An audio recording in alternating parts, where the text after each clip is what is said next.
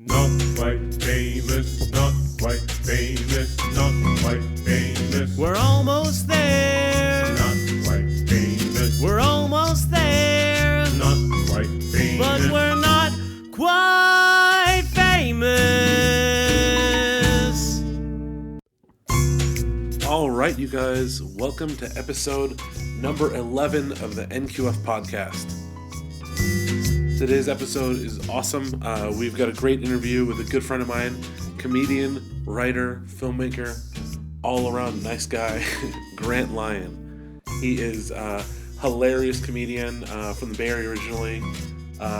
He lives down south now, so it was nice that we were able to sit down and catch up. He's a hilarious comedian. We have a really great conversation. It's always good when I get to hang out and talk with him. We talk about all kinds of stuff. We talk about like the industry. We talk about our influences. We even talk about how cool it is to actually have fans who show up to your shows specifically to see you. How nice and reassuring that is as an artist. We also talk about we both started out in the theater community in different ways. Him and a little younger than me, and how we both made choices about how we're gonna either do theater or focus on other things. Grant ended up being a jock. I ended up being a comedian, or a little earlier than he did. We both talk about those choices. And we talk about what it's like touring and working all over the country. Grant is a tremendously accomplished comedian. If you guys haven't heard of him, you guys will soon. He is tremendously talented, really entertaining, and if you get the chance to see him, please do find all his stuff on grantlyon.com. Yeah, he is hilarious. I am recording this right now on the Amtrak. I am on my way to Reno. I'm performing at the Comedy Underground this weekend, which will have come and gone by the time you guys hear this, but you guys heard about it on the last episode. Yeah, I'm at the Comedy Underground Friday and Saturday night in Reno, and the Wether, if you guys live in California, know that all hell is broken loose, and Mother Nature is dumping one of the biggest storms of the year on the West Coast right now. And as a result, the Bay Area is completely saturated in rain, and which means in the mountains around Truckee, Lake Tahoe, towards Reno, it's snow. It's the wrath of God snow. That's what everyone is saying. So I opted not to drive to Reno, but to take the train. I'm sitting on the train right now, and this is a gorgeous ride. I've taken this train before, and I never pay attention to it, but I've never done it with the snow, and it is beautiful. It is gorgeous. I'm thoroughly enjoying the view now that we're like in the mountains and everything like that. It's like Frozen up in this bitch. It's I want to stand on my chair and start singing along with the DVD. It's amazing. It's beautiful. There's so much snow. I wanted to take a video and Instagram it, but no, my stupid iPhone wouldn't focus on the snow outside the window of the moving train. I know there's probably a way to do that, but I can't figure it out. It's awesome. I had an interesting first half of this ride. It's a 6-hour train ride from the East Bay to Reno, and for the first 2.5-3 hours, the train was packed because no one was driving because of the weather. Everybody hopped on the train, and as a result of that, there were no solo seats for most of this train ride, at least for the first half. And I feel bad for anybody who's stuck sitting next to me on a plane or a train or anything like that, because I'm a big guy. I can't keep hiding that from you all. I can't. And I learned something on this train. There are people fucking bigger than me in this world, turns out. I get to my seat, and the seat next to my seat is this guy, and he is gigantic and huge and terrifying. He is a large man, a very large man. He is built like a series of garbage bags full of packing peanuts. If that paints a picture for you guys, I don't know if that will or not, but yeah, it's nuts. I'm next to this dude, and it's not even like he has personal space issues. Like, I've sat next to people who are like that, who just sit too close to you for no reason. We didn't have a choice. We're just both big dudes. Even though he was a much bigger dude than me, we were touching each other the entire time.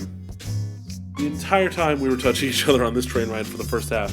And we get up into Donner Pass, which is where all the crazy storming is, where only major four-wheel drives can drive through right now. And the snow is pounding on it. And whenever I drive through Donner Pass or travel through Donner Pass when I'm going to do gigs in Nevada, I always think about what it was named after. Donner Pass was named after a bunch of people who got stuck in a blizzard and were forced to eat each other to survive. Just like lesbian porn stars. No, they resorted to cannibalism. We all know this story. They even make a joke about it in The Shining. And I'm driving on this, not driving the train, but I'm riding on this train, and this big dude is next to me, and I just think, I start looking around. Who's gonna eat who if this train gets stuck in the snow? And I'm next to Big Pun. And if we get stuck in the snow, he is gonna eat me. That is gonna happen. I am gonna get devoured by a large man in the snow. And it won't even be like after days of starvation. He would probably eat me within 45 minutes to an hour of being stuck in the snow. Like, there could be emergency crews outside digging us out of the snow that you can hear, and he'd still be, no, it's gonna take too long, I'm gonna eat this dude. I just knew it. And that added a special kind of terror to me. It really did. It made me worry. It did. I'm not gonna lie. It legitimately made me worry. I always think about that. The Donner Pass thing. It terrifies me. I don't know if I'll ever survive in a wilderness situation like that, in an emergency.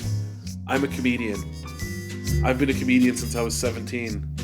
I have no survival skills whatsoever. My wife is incredibly well versed in those things. She knows how to skin a deer. She knows how to go hunting. She knows how to, survive in the wilderness if she needs to. And my only survival skill is I can find really good Thai food in a new city. That's about it. So whenever I'm in a situation like this, I respect the fact that if one thing goes wrong, I'm going to get eaten by the guy sitting next to me.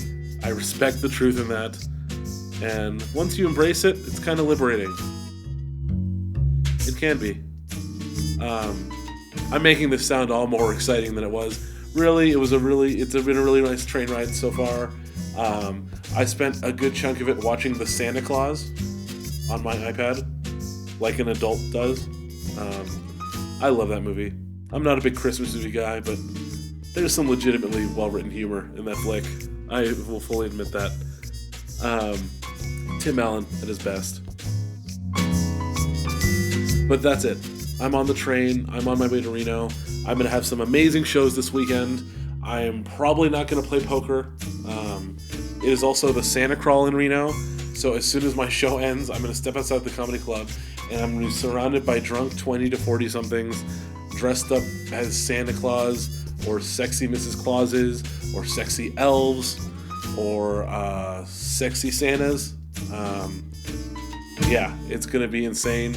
I don't know if I'm going to participate in any of that. Things like that aren't really my style. I don't really do it. Like, I don't need an excuse to get drunk. I've got that down pat. I don't need to dress up like a zombie or Santa Claus or whatever the fuck to get drunk. I think I can just get drunk for my own reasons. But it's going to be great. These shows are going to be awesome. I'm performing with Tony D'Andrea, who's a really awesome, really talented impressionist. If you get the chance, go see him live. And yeah, it'll be fun. I'll check in with you guys after the shows in Reno, and I'll let you guys know how it is. Maybe I'll record the outro on the way home. But yeah, enjoy the interview with Grant Lyon. I had fun talking with him. He's an entertaining cat, and I hope you guys enjoy it. It is cold. All right, we're sitting here with Grant Lyon. How you doing, man? Hey, buddy. Thanks for having me. Yeah. I'm excited to have you. It's nice. I haven't seen you in a while. Yes. Before last night. It's been a minute. Yeah. You're down doing the LA thing now. And, so I had you came and did my show in Walnut Creek last night, and you're doing a ton of other dates here in the Bay Area. Unfortunately, this won't be up in the next 4 hours, but Yeah. I'll be back. Yeah, you'll be I'll be at Cobb's in December, and I'll be at Roosters in January and stuff. So I'll be back. Nice. I've never worked Roosters. Oh, really? I've done Have you? Heather's really into, like, she has her process. Yeah. And if you don't do the process, you probably won't get in there. But I actually like that because you kind of know where you stand. Fair enough. Because there's a way to sort of do it. I mean, I know for like a lot of local people, it's you go and you do the Wednesday nights, or you do the competition, or you do things like that, and then you do well at those, then she'll give you other like Wednesdays or Sundays, and then you do well at those, then she'll give you a weekend. So that's the first club that ever paid me to do comedy. That was the first week I ever did. Yeah. Yeah, that was Tommy's for me. Tommy T's in Pleasanton. Mm-hmm. Yeah. But when I first started hanging out in San Jose, it was like I made the choice that I was going to hang out at Roosters at the Improv. Yeah. And I just I had more friends and things like that at the Improv at the time. Yeah. So I just ended up hanging out there. So I ended up working there a ton for a while. Yeah. I used to work both of them some, but for me, the Improv always had. The managers there were always such maniacs that I was like, I don't want to deal with this place. So thankfully, I had some headliners to help me get into the Improv too. Yeah, that's nice.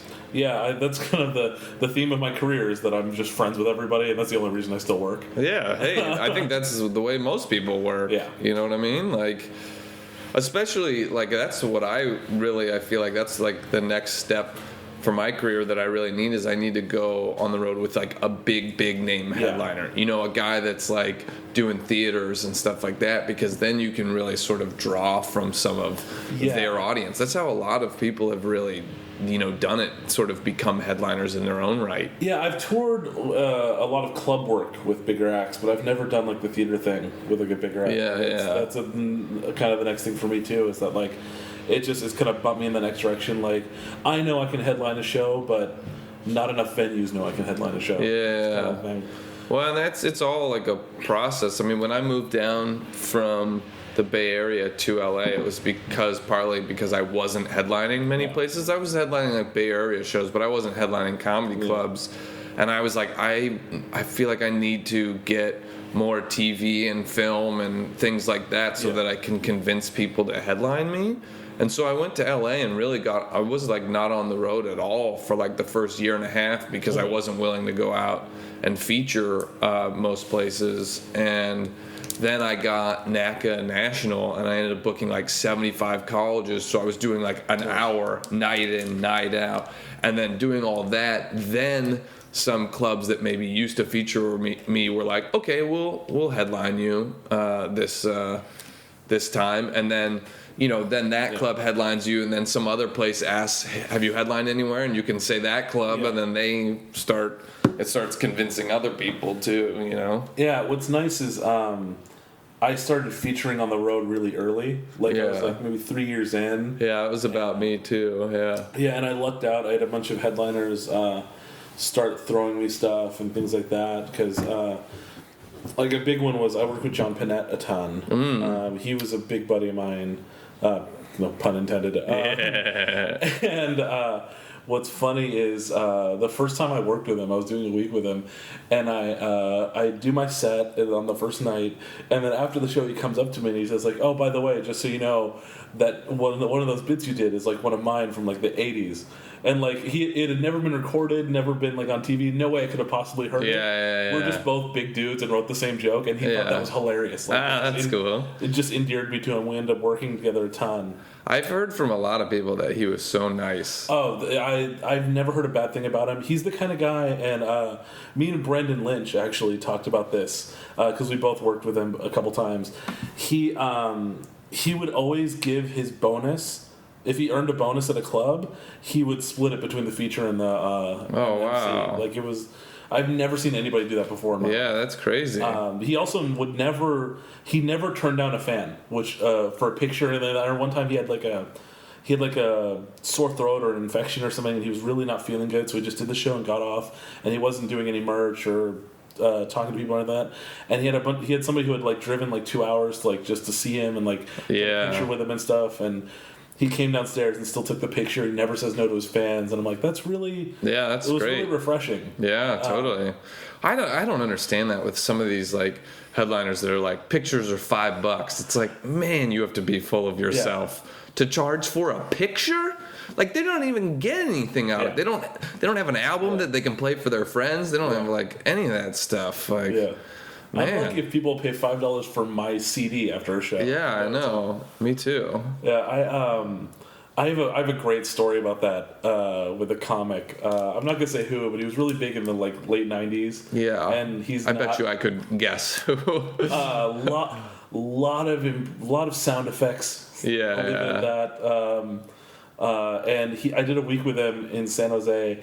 And I was the MC the whole week. My brother came the last night. I think it was Sunday night, and he came to see him. And my brother wanted to take a picture with him, and he wouldn't take a picture with my little brother after I had like worked with him the whole week. And I'm like, really, dude, come on. What did he say? Like, was he just like, no, I don't do that? He's just like, I don't feel like it. Just like he just kind of brushed it off. He was a coked out dick the entire week too. Man. And it was just such an awful experience. It was like, I never want to be that guy. I know, seriously, man. I mean, I hope that I'm the type of person that would never like turn away my fans and stuff like that. I mean, at this point, I'm just so excited to have fans. So when the first time you realized that somebody came out specifically to see you, last night, those people came specifically to see me. They came all the way to Wether Creek, like It's really nice. It's a nice little validation. Like, what's funny is that I've been doing all these like random like triple gigs and stuff like that. That I have people that come out and see me in like Billings, Montana. It's weird. Like it's so odd. It's amazing how much social media and staying in contact with like people and places you perform at helps out a lot. Yeah, like, I didn't realize that until it started actually happening. Yeah, totally. Yeah. How much time do you spend on the road now? Oh, probably about half the time, you know? I mean, it's always a balancing act for me because I do go on auditions in Los Angeles, and if I'm gone, I simply just miss out on those opportunities. Okay. So, but you also can't make money in Los Angeles that's doing stand-up at all, you know? It's like I'll perform at one of the big clubs in town and I have to fill out paperwork to get $8. Yeah. You know, it's like, really? I got to fill out tax paperwork to get $8? It's still like less than $20 at the Comedy Store and stuff. Totally. Like, I love hearing that. Like, I'll talk to guys like Stephen Pearl or Larry Brown. There's some of these stories about how it used to only be this much. I'm like, it's still only that much. Yeah. I know. I've literally had to fill out tax paperwork to get $8. That's hilarious.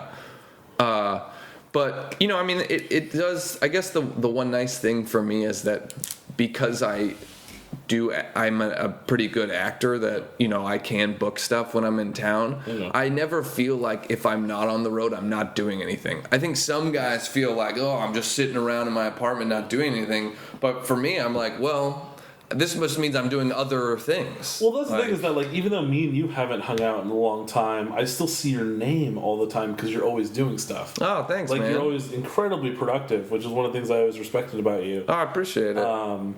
Yeah, it's like, so you do the acting thing now. How long has that been a thing? Have you always been like into the acting stuff? Well, I actually was an actor before I was a stand-up, but I never felt like I wanted to dedicate my life to acting. I started taking acting lessons when I was like 11, maybe. Same thing. I've been on stage since I was 12. And then I did a lot of the. I didn't like take it that seriously. I did a lot of the plays and a lot of the musicals at school and things like that. And I really loved it, but I also was an athlete. Okay. And when you are 14 years old, doing a musical is not as cool as playing sports. And so I was like, I never took acting maybe as seriously as I secretly wanted to. Like, I loved it, but I was like, But I'm good at sports, and that's what boys do. So I'm gonna focus on that more. What's funny is I kind of the same thing is that like I was always a ham and like a whore for attention as a kid, and my parents saw that, and I started doing like theater and things like that because they realized it was a good outlet for it. And I'm a classically trained actor. I said that in quotations, for whatever the fuck that's worth. And so it's funny. Like I did the theater thing in college. Did you study it in college? No. So when I went to college, I got recruited to play college soccer, and I knew that I really couldn't do both, and so my college career was really focusing on soccer, but then I started doing stand-up in college because I think I missed that performance aspect, and so I couldn't commit my time to like rehearsals and the whole run of a play. But I was like, oh, but stand-up is something I could just do like whenever I feel like, basically, and also and that's still a performance outlet. So then I started really doing that a lot when I was in college. I had been doing theater since early teens, 12 years old, something like that. And then I realized when I was in college, because I started doing stand-up when I was 17. I was still in high school the first time I did it. Okay. And then in college, I kind of realized I'm a big dude, and I'm never going to play the fucking lead in anything. And I realized that. And, I love acting, but I kind of had I've always been a realist about things like that. And I'm like, theater is not the place where I'm gonna succeed, and I love stand-up, and it just became a much better fit for me. And at the time when I was young, like early 20s, I was afraid of like trusting a scene partner. So like that always limited me as an actor. I felt like I could never trust anybody to do their job. And that's what I loved about stand-up, is that it was all on me. I never had. You don't have to trust nobody. Exactly. Which leads to a healthy adulthood, by the way. It was interesting. Like I hadn't done any professional theater for a while, and then randomly a couple years ago, they premiered Evil Dead the musical on the West Coast. It had only been in Toronto and New York for a while. And they did the West Coast premiere, and somebody I went to college with had been cast as Ash in the show, the lead. And I was a huge horror nerd, so I had auditioned and not gotten cast for it, actually. And I told my buddy Mike, I'm just like, you're going to say yes to this because I'm going to enjoy this vicariously through you. And there was this random comedic bit part that kind of gets featured throughout the show that they hadn't cast yet. And Mike recommended me, and I went and met with the director, and then I ended up doing Evil Dead on and off for like 3 years. Oh, that's fun. With them, and it was great, and it built, because it has this great cult following. That all of a sudden, as a comedian, I had this weird little cult following that was an offshoot from that show, and like people started buying my album on iTunes. Oh wow! Coming out to see me on the road, like up and down the West Coast. And that's awesome. Yeah, it was crazy. And those are not the most. Those are some of the like. Have you ever like worked with someone like Stanhope or Joe Rogan or something like that? Yeah. Their fans are kind of intense. Yes. That's kind of how the Evil Dead fans are. Like it's interesting. Like I never imagined that was going to be the fan base that gravitated towards my comedy. That's awesome though. I mean, any way you can get a fan base, you know what I mean? Yeah. Horror fans are so loyal too. If you want to like make an indie film and you want to make your money back, make a horror. That's like like the only way to make your money back doing an indie film. It seems like. What's cool is like there were all these weird little perks to like doing Evil Dead. Like we got to meet Bruce Campbell. That was a cool thing. That was a big deal for the little nerdiness inside me for horror movies. Yeah. Like we did. We randomly went to a screening of one of the movies he had like written and directed himself at the California Theater in Berkeley, and a bunch of people. I'd gone with like the other leads from Evil Dead, and we all just went together for the hell of it. And a bunch of people that were in the audience recognized us and pointed us out to him. Okay. And then he just ended up coming over and chatting with us for a while. Like it was really weird. Yeah.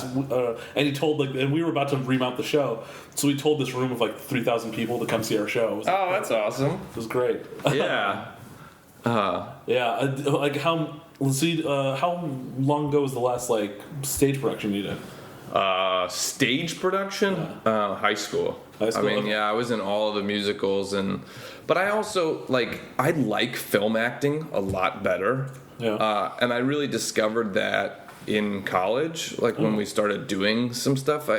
I just, for me, theater acting, I love, and in fact, as a fan, I really like it. Like, I have season tickets to the Pantages to go see all the Broadway musicals in LA. Yes, like, I love that shit so much. It's probably my favorite thing in the world to do is go see a big musical production. But I never felt like it was, I guess, the exact right place for me when I was in high school and stuff. I really liked doing it, but theater acting is very broad. Yeah. And it's, you have to project to the back of the room. So it's huge facial expressions. It's over the top emotions, like stuff like that. And then when I was in college and I did like a couple short films and stuff like that, I was like, man, I like this. This feels so much more natural to me.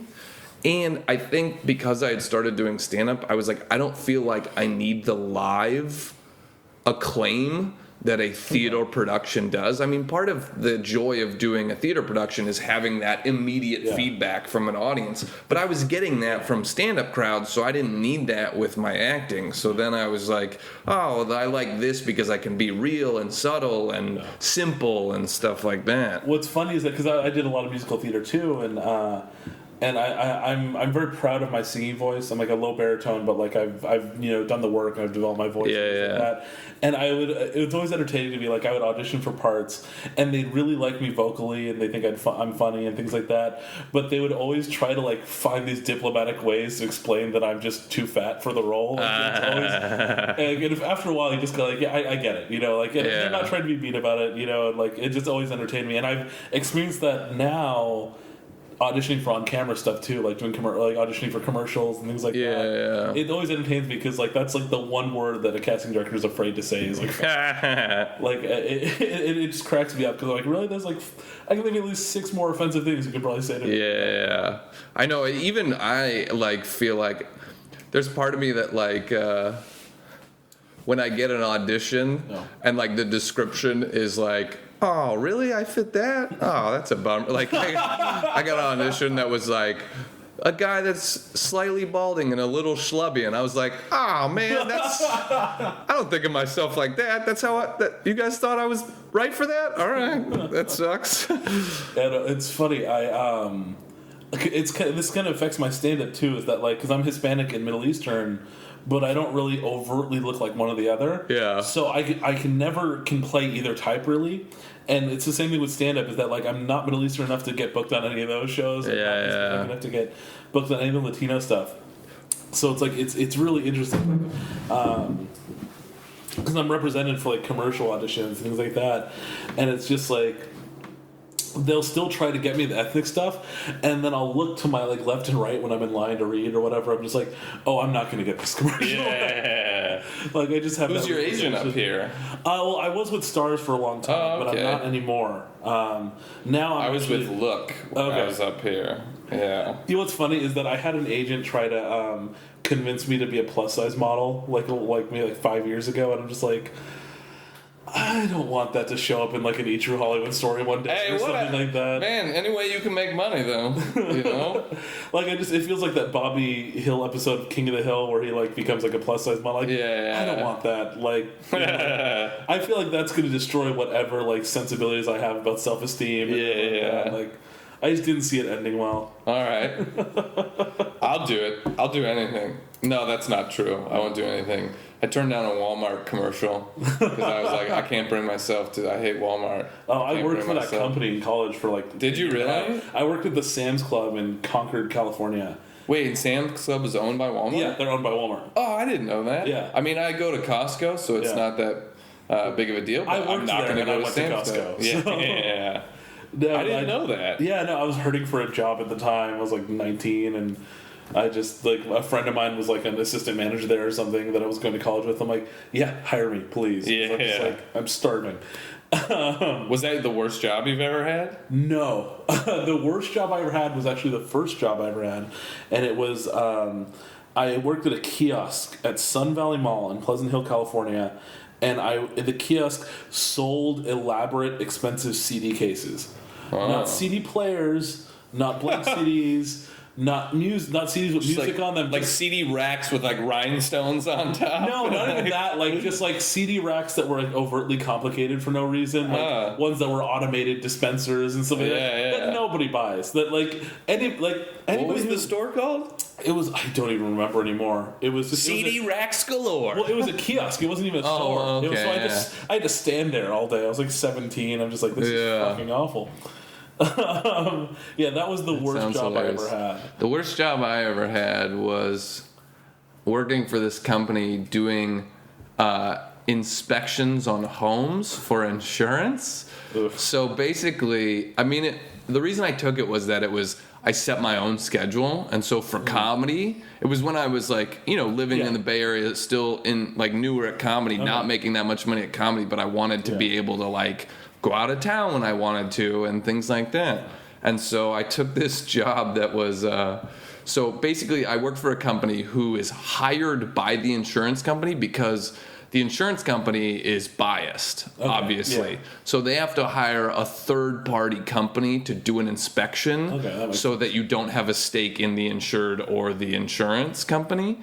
And so I would just go out and then, like, basically, I mean, it was really simple. I would take, and it was just exterior inspections. Basically, it was so that they knew that they were doing the right amount of coverage for the materials that the home was made out of. So it's like if you had an old wooden shingle roof, that would be a lot more expensive to insure than like a new tile roof or whatever, because shingles are much more likely to catch on fire and stuff like that. And so I would just go and I would take pictures and I would draw a little sketch of the house and and note down what the materials were, and then I would leave. And it was really easy. But the problem is that they would send these little like cards in the mail that says like, hey, in the next couple weeks an inspector's gonna come to your house. But they look like just spam mail. So people, I think, would just be like, glance at them and throw them away, and then and then I would get there, and a couple of times I had people like ready to fight me because they were like, "Why are you taking pictures of my house?" And I was like, Like one time I had this guy who what I was required to. The company policy was I would drive up to a house, get out, take a picture of the front of the house before going to knock on their door, because if they denied the inspection for some reason or something like that, I could complete the inspection just off of the front picture. I could still see some of the materials and things like that.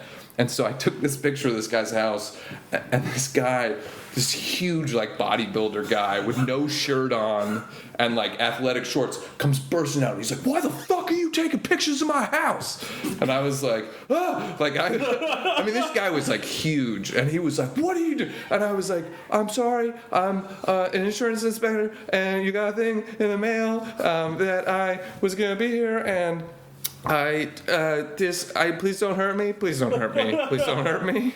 And he was like, and he, to his credit, he calmed down, and he was like, "I'm sorry, I didn't see that thing in the mail. I just worked out. I get pretty aggressive after I just worked out." And he was all sweaty, and then he was really nice after that. He was like, "Can I get you a glass of lemonade?" You hit that perfect, the crest of the roid rage. Yeah, seriously. And then one other time, I would have to knock on the door, and I'd be like, "I'm doing an external inspection on your home, so I'll be going around the house, just taking a few pictures, and it should only take 5 or 10 minutes, and then I'll be gone." And this woman answered the door, and I said that to her, and she was like, "Okay, no problem." And then I'm in the backyard, taking a picture, and this dude comes out from the back of the house, and he's like, "What are you doing in my backyard?" And I was like, "I'm sorry, I just spoke to the woman of the house, and she said," and he was like, "You didn't say anything about coming in the backyard." And I was like, "Well, I said I have to walk around the whole house, so the backyard is part of that." And he was like, "You're lucky. You're lucky I don't." He was like, "You're lucky I don't kick your ass. This is a good way to get shot." And I was like, "Okay, I'll just go then. I'll just I love how quickly some people go from zero to shoot you. Yeah, seriously. It always amazes me. Yeah. What was the last like real job you had? Was that it? Like, stand up full time or? I had a part-time job doing. I've never had a full-time job in my life because I started doing stand-up when I was in college, and by the time I graduated, I knew that like I wanted stand-up to be my thing, so I purposefully did not take full-time jobs that wouldn't allow me to sort of do stand-up. So I had a part-time job doing working for an environmental organization, basically like doing event planning kind of stuff. It was really what it came down to. They would do these decision maker training workshops where they'd like sort of bring scientists in the room with like the policy makers who maybe have to make policy decisions but don't actually do the science themselves. So trying to train these people on like what's the current science on the California red-legged frog and stuff like that. All right, we're gonna. All these nerds did your homework. Yeah. We're gonna let them explain it to you before the final. Yeah. Like. Basically, yes. Yeah. The last real job I had was I worked for. I didn't work for Target, but I worked at Target for their little cell phone kiosk. I was the assistant manager of that. Oh. And it was. So you were like contracted by Target almost? Yeah, I worked for like a third party that like essentially rented the space out in Target, and it was awful. It was for a while. It was Radio Shack was the company I worked for, and then they got bought out by somebody else before I left. And it was like it always cracked me up because like who the fuck goes to Radio Shack anymore? Yeah. Like the only people keeping Radio Shack in business are contract cell phones and people making bombs. That's it. That's the only people keeping Radio Shack alive. It's true. Like I don't. Who like it's like maybe I'd go there if I need batteries or something. Like I don't know. Like like we're recording this entire podcast on something that isn't cartoonishly bigger than my iPhone. Yeah, like it's totally. Like, I have no need to go to Radio Shack for like anything anymore. Yeah, like, at all. Hey, they still have remote controlled cars at Radio Shack. If you need one of those, you can find that. You can find all your remote controlled helicopter needs. Or a shitty handheld poker video game if you want. Yeah, seriously. I always felt bad because like occasionally we'd have to go to one of the Radio Shack stores to like help them set up their cell phone displays and stuff like that in the area, and they just all look so bored and depressed. Like it's like being the last horse and buggy salesman after the Model T came out, like just looking around like, fuck it, just like you have no desire to like you're so behind in like society as far as technology goes that like you're completely self-aware of how outdated and useless what you do for a living is. It always cracked me up. I had a job. I worked at a comic book store for a while. That's a fun job. That was a great job. It's good. My inner child runs the place. So I love all this stuff. Like I haven't missed an issue of Amazing Spider-Man since I was like 6 years old. Really? Wow. To my wife's dismay. Yeah. That's why. How often do they come out? I've never been a comic book guy, so I never knew. I know they were doing Spider-Man twice a month for like a while in the 90s, but monthly. Okay, monthly. Yeah, like Spider-Man and Batman, I always collected a lot. Huh. It was weird because I really liked a lot of Marvel characters, but I never did comic books. I had tons of the action figures, and I also, do you remember they had cards? Oh yeah. I had multiple full sets of those cards. I had probably 4 full sets of different series of Marvel cards.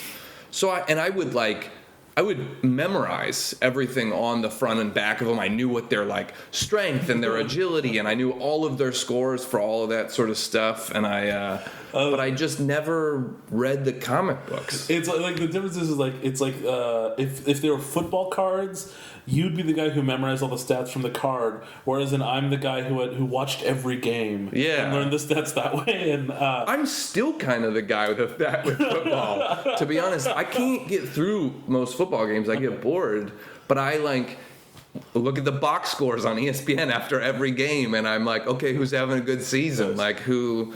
All that sort of stuff. Yeah, I got way more into sports in my late teens as far as like watching it. Like I've always enjoyed baseball and football because my father was a big sports guy. So was my brother, and I never overtly got into it when I was younger because I was a reader. Yeah. And like in my late teens, I started getting into it. Now I'm really like I'm a hardcore Giants fan for the last like 10 years and just like follow every game and all that. And But it's funny, like when I was a kid, I would buy those like the Marvel cards and stuff like that all the time too. And my dad would buy me a pack of those, and then he'd buy a pack of like football or baseball cards for my brother. And I'd see them talking about his baseball cards or football cards, and I'm just sitting in the corner fucking looking at Yeah. That used to keep me. My dad and my mom got divorced when I was a kid, and my dad lived in Illinois, and so we used to drive across country every summer and go stay with my dad. He didn't like to fly, so he would drive out and pick us up and then drive back across country. Jesus. And those cards kept me company on those drives. Like, I would just spend hours looking at those cards in the car. You know what's funny is now I do that kind of with my with comic books on my iPad when I'm on the road.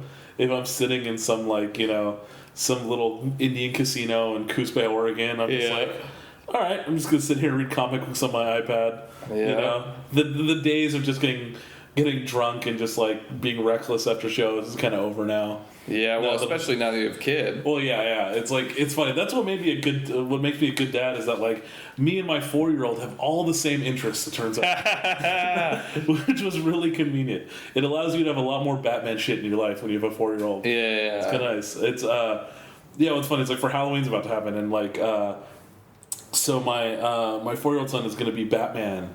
So we found a way to make me not look ridiculous as like a Robin. If we found like a Robin T-shirt and wear a mask and a cape and take him trick or treating and like it's when you have a kid like because when you're in your 20s there's that weird like 20s to the early 30s there's that weird gap where you're like, I don't know if I'm too old to give a shit about this anymore. Yeah. And then all of a sudden you have a kid and like, oh, everything's awesome again. I can totally get away with partaking in all of this. I don't know if I can ever have a kid though, man. It's just, I mean, you have to live your life for someone else a bunch. You know what I mean? Like you don't get to do what you want whenever you want anymore. And so basically I'm saying is I'm a selfish piece of shit. Yeah. You know, the only thing is that I'm trying to reconcile being a good comedian and having a career and being a good dad. Because like we both know plenty of comedians that are really shitty dads. Mm-hmm. And I have no desire to be that at all. Yeah. And, I don't think anybody wants to be a shitty dad. I like to say that out loud. But like, so I'm trying to like, I'm picking and choosing my relationships now of like comedians who have kids. I'm like, who's a good father and who's a shitty father, and like kind of like working that out and like seeing like kind of. And I haven't had to do it much, but I'm adjusting who I hang out with a little bit more. And things like that. And just because I don't want to be the reason somebody is fucked up in a therapy session. Yeah, there's enough reasons that you don't have to be another one of them. There's like, even if you do everything right, they could still be fucked up. So we might as well give them the best chance. Yeah, it's funny. Like I'm also terrified it's going to affect my material. That's a really selfish thing to be worried about, I guess. Like I'm terrified that because my humor comes out of a very angry place for the most part, and like now I'm terrified I'm turning into one of those comedians like, you know how everything's awesome and your kids are wonderful and like fucking I'm terrified it's going to destroy my act. You know, thankfully I have dozens of fans, so I don't know. It's not going to affect entertainment in the grand scheme of things. Dozens. Yeah. So your parents got divorced. Like how old were you? You said 6. Yeah. And then my dad lived. So I grew up in suburbs of Los Angeles, and so my dad lived there. Like after they got divorced, he lived there for maybe a year and a half, still in Southern California, just like in his own apartment, and then he moved to Southern Illinois. Like sort of near St. Louis, but right across the river. Okay. So on the Illinois side. But yeah, and so he was there from when he's still there. He moved there when I was like 7 or 8. And I used to spend like 6 weeks every summer at his house growing up. So what did your folks do when you were a kid? My dad was a security guard and my mom was a teacher. Okay. Yeah. Pretty regular things. Nothing interesting there. Yeah, what's funny is my mom actually was an educator too, or still is rather, and she works for the school district in Pittsburgh, California. Okay. Which is kind of like Oakland without the ocean view. And my dad did a lot of random stuff. He was him and my grandfather were contractors for most of my life. because my dad and my grandfather came over from Beirut, and in Beirut, my grandfather was an architect. Yeah, like a successful one. Yeah, like a really successful one. And when you come to America and you're like that, you're a handyman. Yeah. That's what it turns out. It's like all these doctors that come from the Philippines that end up being nurses. It's like yeah. Why? So why did they come? Like, why did your grandfather? Just Sounds like he was pretty successful out there. successful, but like it's just a lot of the family, like all of his siblings were all starting to come to the U.S. and things like that, and so just like the family was out there at this point. And just there are better opportunities for my dad would be out here. Yeah. Like that. So my dad was like 12 when he moved to San Francisco from the Middle East, and my dad was SFPD for a while when I was born. Oh, wow. Then he owned his own restaurant in San Francisco called Victor's Place, right by the Moscone Center. Yeah. And just random stuff like that. My dad was in the restaurant business for a while, and all these weird kind of jobs. And then he owned his own business again for a little while. It's just my dad was kind of all over the place, but he was always successful at what he was doing. Yeah. I think he would just get bored. It's which I think is why. My father is very understanding of the life I lead as a comedian. Really, that's good. Yeah, my father loved stand-up and exposed me to it at a really young age. Really? So he kind of realized... You don't hear that from most immigrant parents. No, my dad... Because my dad, he was like 12 when he came over here and kind of... I think that's one of the things he latched onto to kind of Americanize and acclimate. Like, he loved watching all the comics on, like, the Ed Sullivan, Johnny Carson, all that stuff like that. Yeah. So I grew up listening to old school cats like Rodney Dangerfield and Jackie Mason. Yeah. Those are the guys. Like, that's why the suit and tie on stage. Yeah. It's all because all my influences are these old school throwback guys. All right. Yeah, what kind of comics were influences on you when you were starting? Growing up? Yeah. Zero. I didn't even know comedy existed, really. To be honest, like when I was growing up, I was allowed to watch 1 hour of television a week. Oh, I was practically raised by it. Yeah, no, I was not allowed to watch television much at all. And neither of my parents were people that listened to comedy at all. There was not a comedy record in our house, like none of that sort of stuff. So I didn't really... To be honest, I didn't really know that it was even a possibility until I got to college.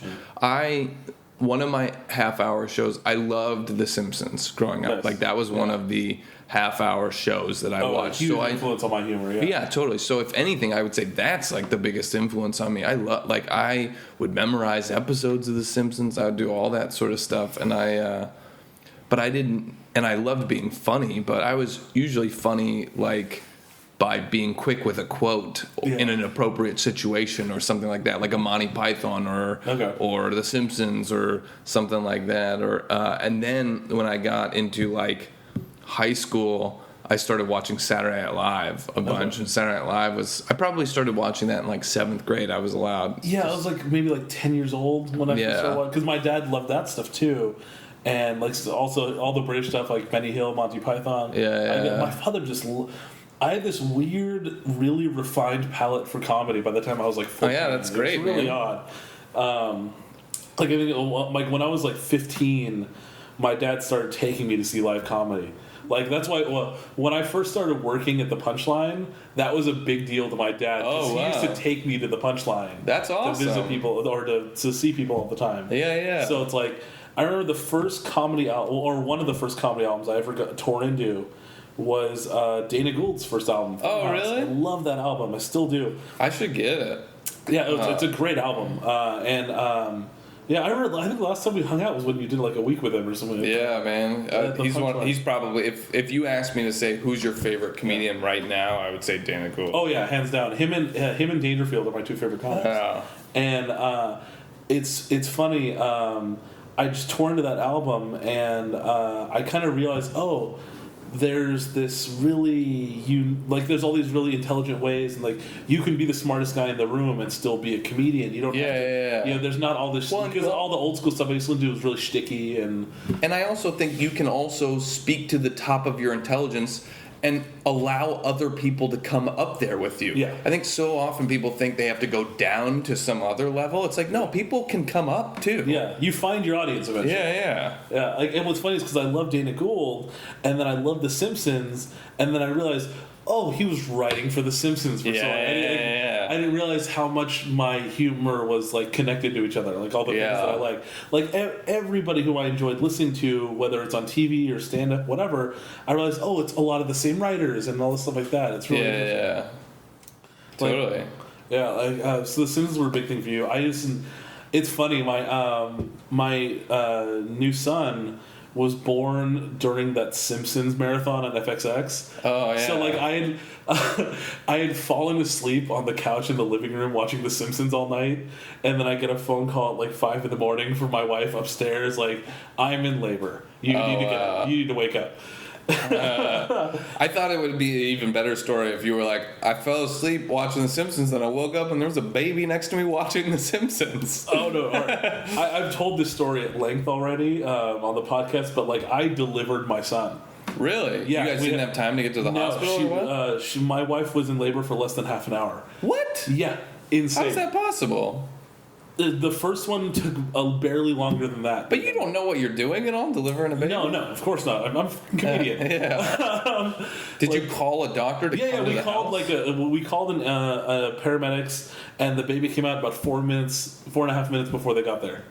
What? So I'm just like standing there with this like baby just crying in my arms. Baby. Yeah, that destroyed that T-shirt. And it's just like it's nuts. Like it's I talk about it I talked about it on the podcast, so I don't want to bring up again. But it's crazy. Like it was this insane moment. What did the paramedics say when they got there? They were just they just checked the baby was fine. Like, wow, you did a really good job. Like, like I was. Did you do anything, or did you just wait to like catch it when it comes out? Well, what happened is that like I'm on the phone with the paramedic, with the dispatcher, and she was like, "All right, we need to check if the baby is crowning."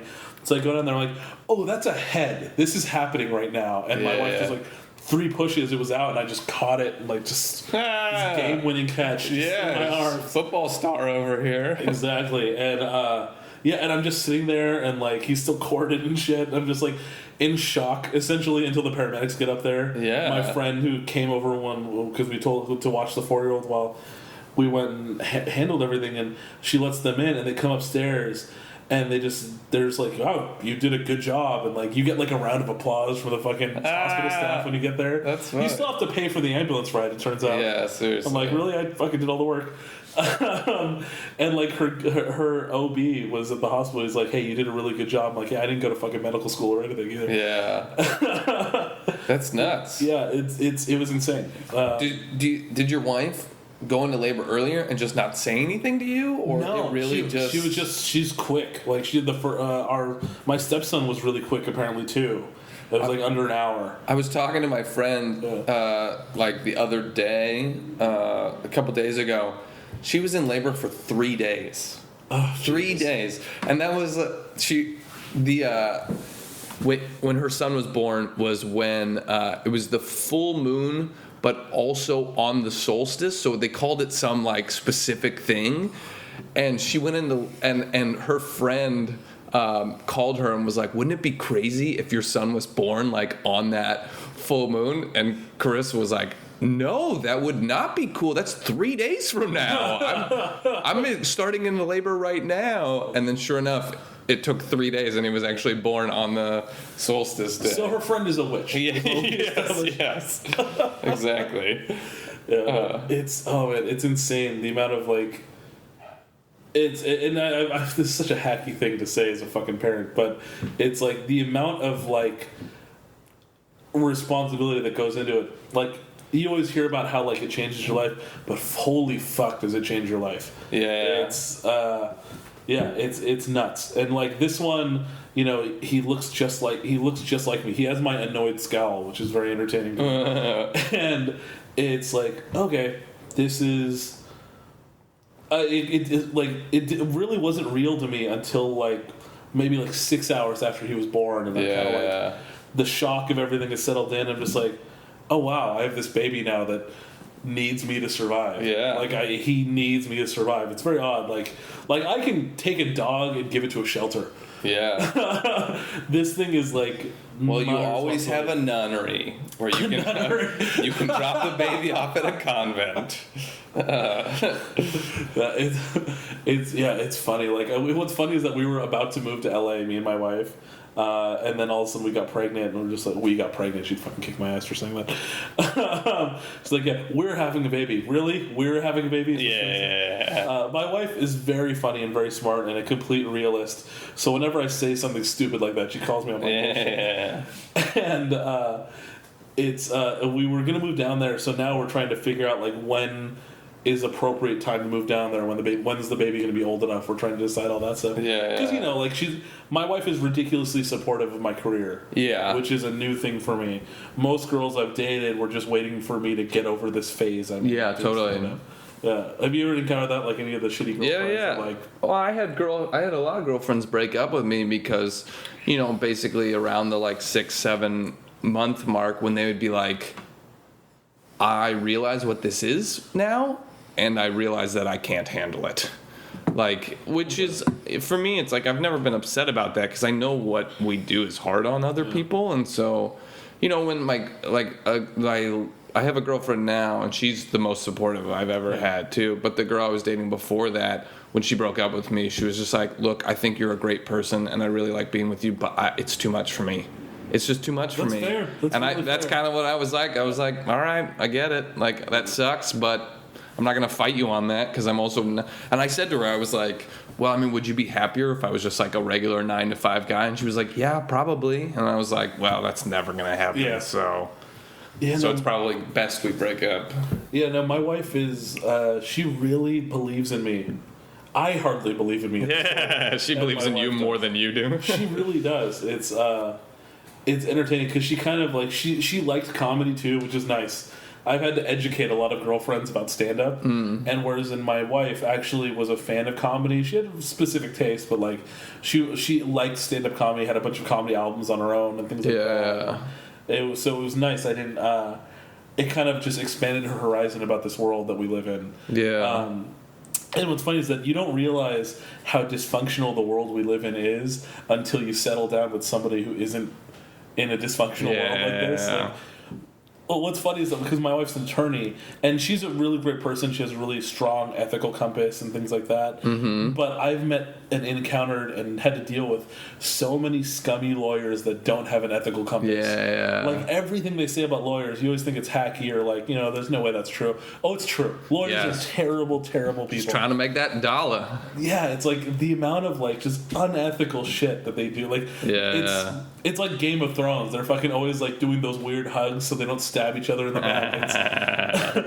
It's like all the underhanded shit, like just and all these weird little political power struggles that happen in the lawyer community, just in the Bay Area. Yeah. It's like, it's so like there's all this weird intrigue to it. It's just like my mom kind of wanted me to be a lawyer. She'll she'll even say she's. As mothers go, she's pretty supportive of comedy, so I have nothing bad to say. But every once in a while, she'll be like, well, you can always go back to law school if it's too hard, like stuff like that. Because that's going to be much easier. Yeah. Compared to comedy, it will be. Yeah, that's true. Yeah. Well, yeah, it's really, my mother thinks I'm going to hell. And my mother's very religious, and I've been having the like Christianity baptism arguments with my mom for the last like month. Yeah. About like, are you gonna get the baby baptized? I'm like, no. I don't think it does anything. I'm not gonna put anybody through that. I'm not gonna traumatize my child by dunking his head in water. Yeah. And I always tell like, Mom, if you're right and I'm wrong, you win. I go to hell, which is not what she wants to hear. Yeah.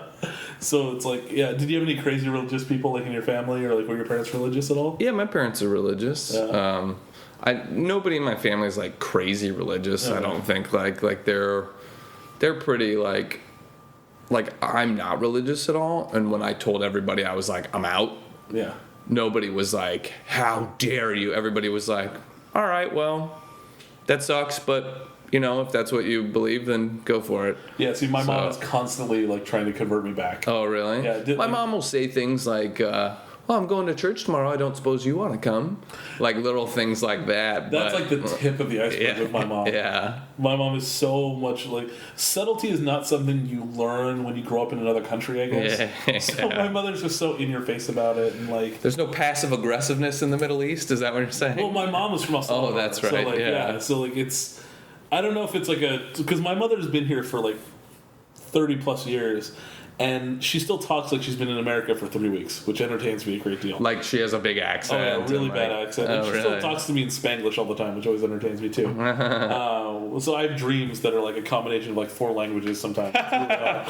That's funny. And it's just, and my mother's like so direct about it. Like, and we recently started having the fights because she started talking to my 4-year-old about Jesus when we're not home and things like that. I'm like, it was such a big thing. Like, we got into a huge argument about it, like, just a few days ago.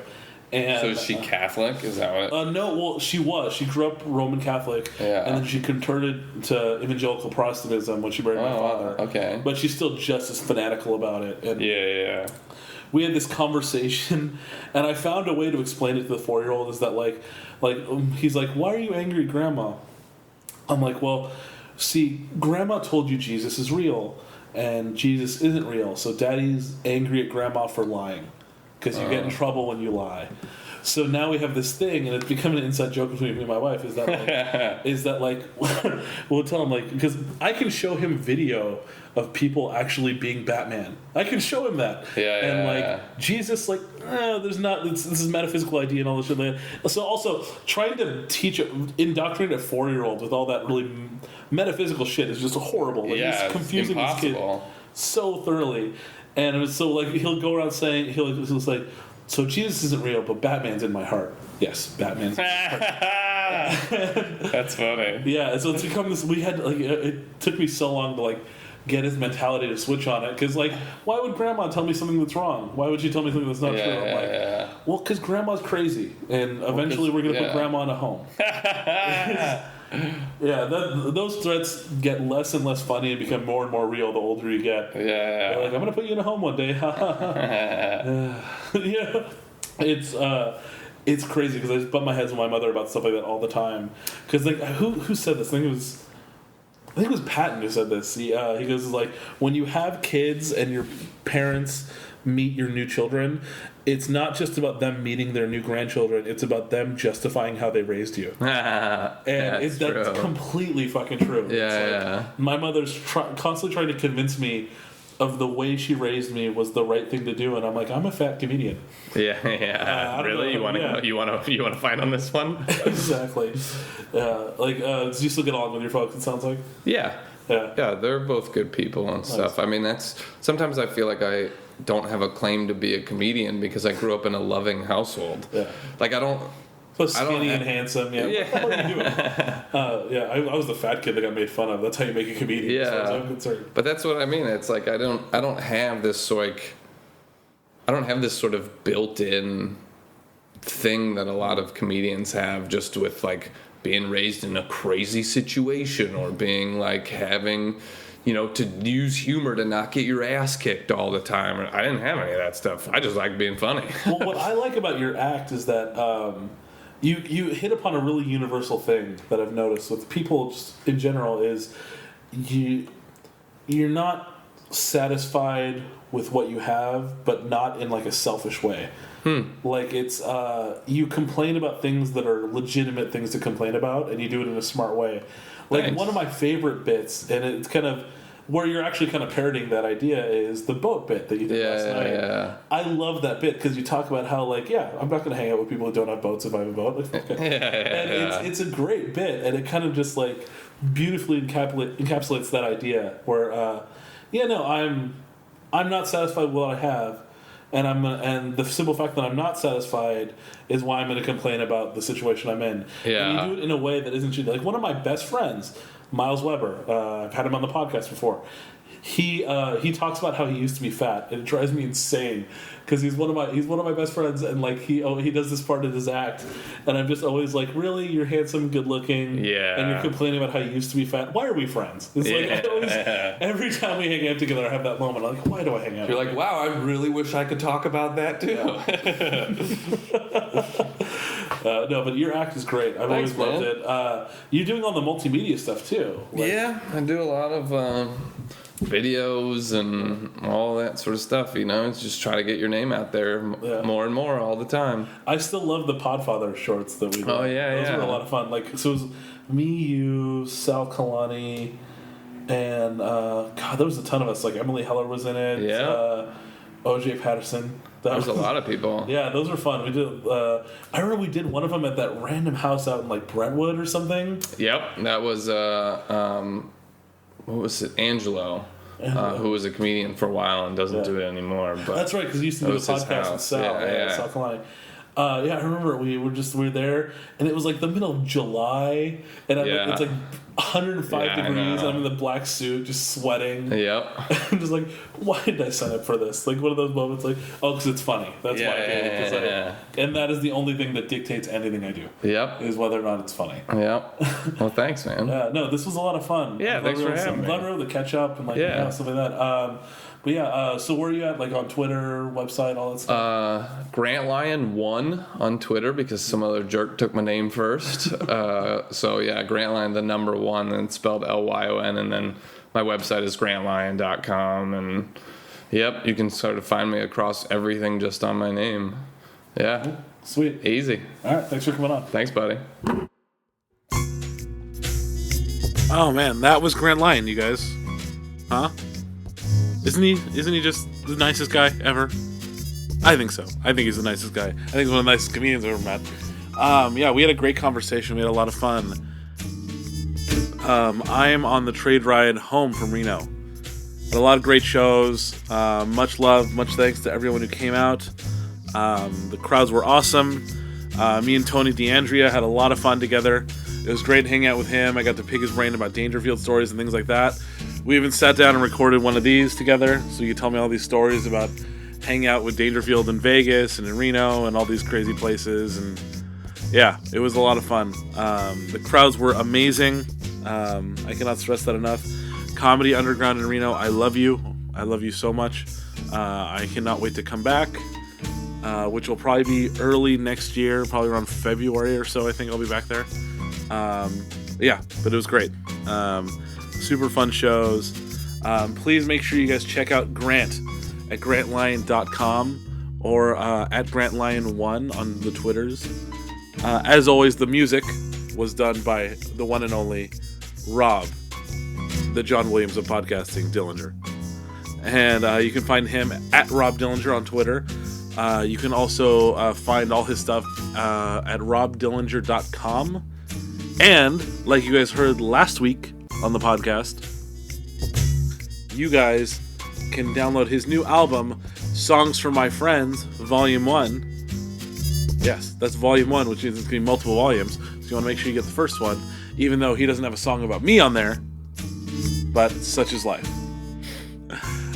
Songs for My Friends, Volume 1. It's a great album. I played a sample of it last week on the podcast. I enjoy it thoroughly. I think it's great. I think it's really, it's amazing the amount of work he put into it. So please check out his album. Also, Grant has a great CD. You can check that out on iTunes, grantlyon.com, all that stuff. Say you want to talk to me, Greg Asdourian, your host, your wonderful host with the most.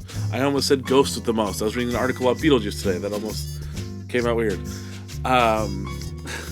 Say you want to talk to me, you can find me on Twitter at gregasdourian.com. No, that's not right. gregasdourian.com is the website. There we go. That's right. That's correct. On Twitter, at gregasdourian. If you want to talk to the NQF Podcast, you can tweet at us at NQFpod or go to facebook.com/NQFpod or facebook.com/gregasdourian. And also gregasdourian.com, like I said before, all the podcast stuff is on there as well. Please go on iTunes. Shoot us a review. Huh? Wouldn't that be great? Takes you 30 seconds. Give us 5 stars. Give us a little something, word-wise to say how great the podcast is. Let us know you love the podcast. I love the reviews. The reviews help us out so much more than you realize. And tell your friends. If you like the podcast, tell your friends about it. We've got some great episodes coming up towards the beginning of the year. We recorded a lot of great episodes in the last few months, and they're all going to be slowly coming out on a weekly basis. You guys are going to love them. Great interviews. I'm excited. I can't wait for you guys to hear them. I am going to bundle up because this train ride is cold. Might walk down to the observation car, look at the snow, maybe get some cocoa. Not quite famous.